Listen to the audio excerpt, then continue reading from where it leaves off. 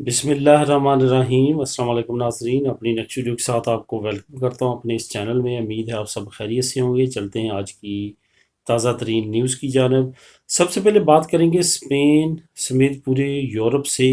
کچھ اچھی خبروں کا سلسلہ شروع ہوا ہے، اس پہ تفصیلی بات کریں گے وہ کون سی اچھی خبریں ہیں اور آپ لوگوں کے ساتھ شیئر کروں گا۔ اس کے بعد اسپین کے محکمہ ڈاک نے بہت بڑی جابس کی اناؤنسمنٹ کی ہے، اس پہ بات کریں گے۔ اس کے بعد پاکستانیوں کے لیے جو ہے وہ بہترین جو ایک اعلان کیا گیا یورپ کی طرف سے اور ایک عرب ملک کی طرف سے، اس پہ ڈسکس کریں گے۔ اس کے بعد آخر میں بات کریں گے کہ 30 جون 2021 کے بعد جب ای یو سیٹلمنٹ سکیم ختم ہو جائے گی تو اس کے بعد جن کو پری سیٹلمنٹ سٹیٹس مل چکا ہے یا سیٹل سٹیٹس مل چکا ہے وہ اپنی فیملیز کو کس طرح بلوا سکیں گے انگلینڈ میں، اس پہ بات کریں گے۔ سب سے پہلے تو بات کرتے ہیں اسپین سمیت یورپ سے آنے والی اچھی خبروں کے بارے میں۔ سب سے پہلے تو بات کرتے ہیں اسپین کی، کہ اسپین کے جو وزیر صحت ہیں جو ڈپارٹمنٹ ہیلتھ منسٹری کو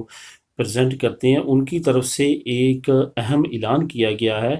کہ بہت زیادہ چانسز ہیں کہ جولائی میں ماسک کا استعمال جو ہے یا ختم کر دیا جائے گا یا بہت محدود کر دیا جائے گا۔ یہ ایک بہت ہی اچھی خبر ہے اور ان ایکسپیکٹڈ خبر ہے، کیونکہ اتنی جلدی اگر یورپ میں اسپین ماسک ختم کرتا ہے تو یہ ایک بہت بڑی اچیومنٹ ہوگی۔ اس کو اصل میں اسپین دیکھ رہا اپنی ویکسینیشن کی اعداد و شمار پہ، لیکن دوسری طرف WHO کا یہ کہنا ہے کہ کوئی بھی ملک جب ماسک کی پابندی کو ختم کرے تو اس چیز کا خیال رکھے کہ اس ملک میں دوسرے ممالک سے آنے والے لوگوں کی آمد و رفت کتنی ہے، کیونکہ ابھی تک دنیا کے بہت سارے ممالک ایسے ہیں جہاں پہ 50% بھی لوگوں کو ویکسینیٹ نہیں کیا گیا، اور یہی وجہ ہے کہ ابھی تک بہت بڑا رسک ہے، خاص طور پہ ایشین ممالک میں جو نئے وائرسز سامنے آ رہے ہیں اس کے بعد کافی زیادہ خطرات بڑھ چکے ہیں۔ جیسے اب ویتنام کا نیا وائرس آیا، انڈیا میں آلریڈی ایک نیا ایجاد ہو چکا ہے، تو ان وائرسز کی صورت میں ایک بڑا چیلنج پوری دنیا کو درپیش ہے۔ اس کے بعد بات کرتے ہیں ایک اچھی خبر کی، کہ تقریباً 1 سال سے زیادہ عرصے کے بعد جو بارسلونا کا ٹرمینل 2 ہے وہ اوپن ہونے جا رہا ہے 15 جون کو۔ یہ ایک بڑی اچیومنٹ ہے ٹورزم کے لیے، کیونکہ دونوں ٹرمینل جو ہیں وہ ایک وقت میں اوپن ہوتے ہیں تو پوری دنیا سے اتنی زیادہ فلائٹس آتی ہیں تو وہ کور ہوتی ہیں، اور یہ ایک اگزامپل ہے کہ جو ٹورزم ہے وہ دوبارہ اوپن ہونا شروع ہو چکی ہے۔ اس کے بعد جو اگلی ایک اچھی خبر ہے وہ یہ ہے کہ پہلی مرتبہ اسپین میں 2 ماہ کے بعد پچھلے 24 گھنٹوں کے دوران کوئی بھی کرونا وائرس کی وجہ سے ڈیتھ نہیں ہوئی۔ اٹس مین کہ کرونا کے مریض اور کرونا کی جو انفیکشن ریٹ ہے وہ انتہائی کم ہو چکا ہے، اور جو ڈیتھ ریشو ہے وہ بھی نہ ہونے کے برابر ہے، یعنی کہ اب اس 24 گھنٹوں کے دوران پچھلے جو گزرے ہیں کوئی بھی ڈیتھ ریکارڈ نہیں کی گئی۔ ہو سکتا ہے کہ آنے والے دنوں میں آنے والے گھنٹوں میں اکا دکا جو ہے وہ اموات ریکارڈ ہوں، لیکن اوورآل جو ہے وہ کرونا کا جو وائرس ہے وہ انڈر کنٹرول آ چکا ہے۔ اس کے بعد یورپ سے ایک اچھی خبر یہ ہے کہ یورپ نے 750 ارب یورو کا ایک بحالی منصوبہ جو ہے اس کا اعلان کیا۔ آج سے 2 دن پہلے میں نے آپ لوگوں کے ساتھ ایک نیوز شیئر کی تھی کہ یورپی یونین ایک بڑا پیکج لے کے آ رہی ہے کرونا افیکٹس کے بعد۔ جن ممالک میں معاشی طور پر بے روزگاری کی وجہ سے حالات کافی زیادہ خراب ہو چکے ہیں ان کو مالی طور پہ بہتر کرنے کے لیے ایک بڑی پیکج کی تیاری کی جا رہی ہے، اس کا اناؤنس کر دیا گیا ہے۔ 750 ارب یورو جو ہیں وہ رکھے گئے ہیں، یہ ان ممالک کو زیادہ دیے جائیں گے جن ممالک میں بے روزگاری کی ریشو بہت زیادہ ہے۔ یہ یاد رہے کہ پرتگال، اسپین، اٹلی، یونان، یہ وہ ممالک ہیں یورپی یونین کے اور شنجن سٹیٹس کے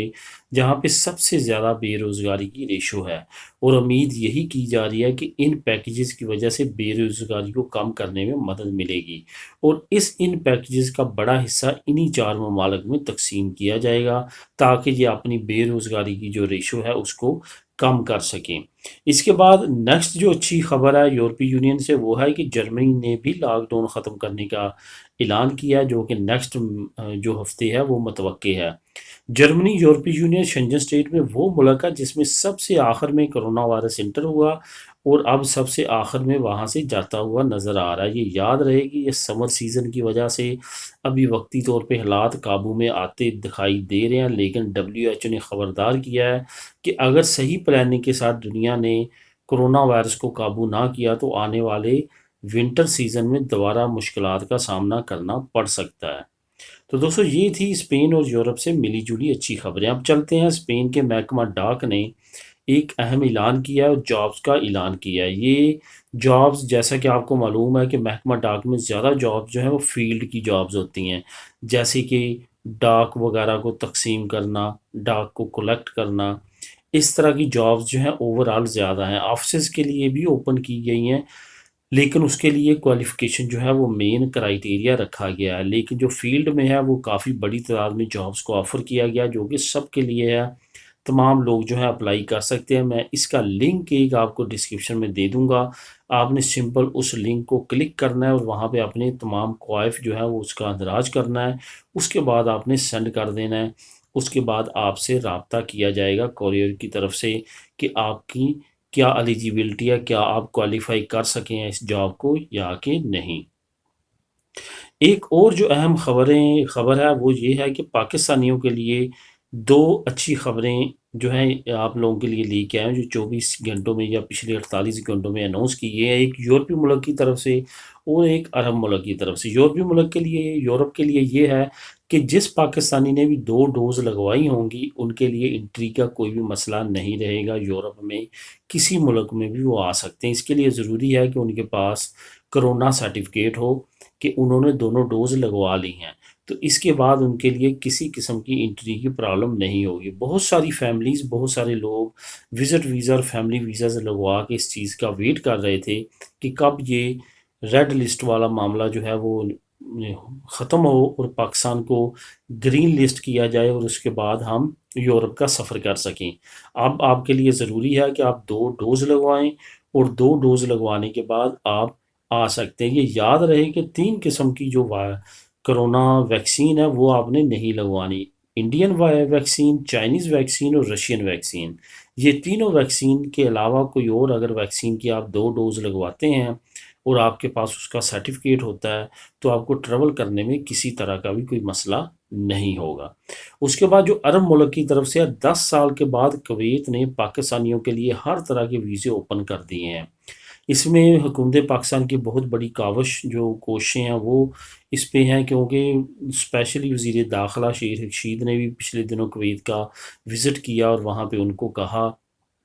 کہ ویزیز اوپن کیے جائیں۔ اس کے ساتھ ساتھ باقی جو ڈپلومیٹ پالیسیز اور باقی کنیکشن ہوتے ہیں اس کے ذریعے بھی کویت کو پریشرائز کیا گیا یا ان کے ساتھ روابط بڑھائے گئے، جس کے بعد کویت نے ایک بڑا اعلان کیا۔ یہ یاد رہے کہ کویت دنیا کے امیر ترین ممالک میں شامل ہے اور انتہائی رچ کنٹری ہے آئل کی وجہ سے، اور یہ دنیا کا واحد ملک ہے جس کی کرنسی سب سے زیادہ اوپر ہے۔ اس کا اندازہ آپ اس سے لگا سکتے ہیں کہ جو کویتی دینار ہے وہ پاکستان کا 515 روپے کا ایک بنتا ہے، یعنی کہ ہائیسٹ جو کنورٹر ریٹ ہے وہ کویت کا ہے پاکستانی روپیز کے ساتھ۔ اسی طرح دنیا کی دوسری کرنسیز کے ساتھ بھی یہی سچویشن ہے۔ اب بات کرتے ہیں آخر میں کہ 30 جون کے بعد جب EU سیٹلمنٹ اسکیم ختم ہو جائے گی تو اس کے بعد پری سیٹلمنٹ سٹیٹس والے یا سیٹل سٹیٹس والے کس طرح سے اپنی فیملی جو ہے وہ انگلینڈ بلا سکیں گے۔ یہ یاد رہے کہ 30 جون تک آپ کے لیے کوئی ریکوائرمنٹ نہیں ہے، آپ سمپلی اپنی فیملی کو اپنے سٹیٹس کی بیس پہ UK جو ہے ان کا کروا سکتے ہیں، لیکن 30 جون کے بعد آپ کو